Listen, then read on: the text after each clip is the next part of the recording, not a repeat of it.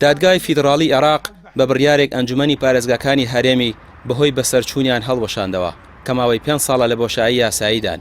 چەند مانگێک بەر لە ئێستاش وەکو هەڵوێستێک دژی بەسەرچوونی تەمەنی ئەنجومەنی پارێزگاکان ئەندامانی کۆمەڵ لەم دامەزراوەیە کشانەوە. ئەنجومەنی پارێزگاکانی هەرێمی کوردستان کەوتونەتە بۆشایی یاساییەوە، پێویستە هەڵبژاردننی ئەنجومەنی پارێزگاکان بۆ خولی داهاتوو بکرێت. ئەمە وەکو فشارێک بووە کە کۆمەڵی ئیسلامی کروەتی جگە لەوە خوێندنەوەی واقع هەرێمی کوردستان بووە کە کۆمەڵ بڕیارێکی حەکیمانەی داوە لەو بڕیارە. ئێمەش وەکو ئەندامان فراکسیۆنی کۆمەڵ لە ئەنجومەنی پارێزگاکان پابەندی خۆمان بۆ بڕیارەوە ڕاگەیان و چەند مانگێکە لە ئەنجومەنی پارێزگای سلێمانی دەستمان لە کار کێشاوەتەوە. کۆمەڵی دادگەری پێشتریش لە ساڵی 2018 هۆشداریدا لەوەی پێویستە هەڵبژاردننی ئەنجومەنی پارێزگاکان ئەنجام بدرێت و لە ڕێگەی ئەنجومەنی پارێزگاکانەوە بە فەرمی داوای لەلایەنە پەیوەندیدارەکان کرد، بەڵام داواکاریەکان گوێ بۆ نەگیرا.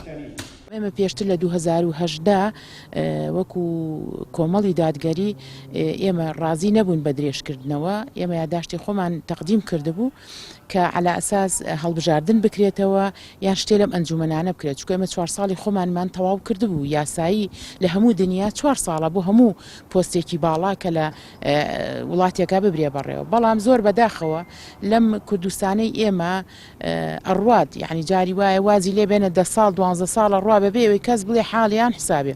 تەمان ئەمەش هەمووی لەوەیە کە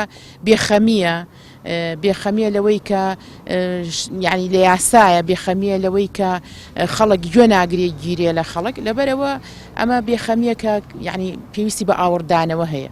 تەمان ئێمە پێشەوەی یاساکە هەڵبوەشێتەوە ئێمە دەستمان لە کار کێشاوەتەوە وەکو ئەنجومەنی پارێزگا.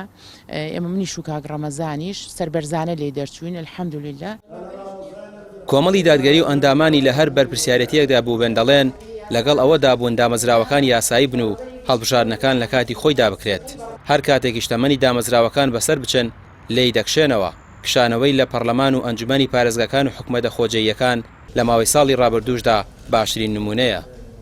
ڕامیار عوسمان، کەناڵی پێام، سلێمانی.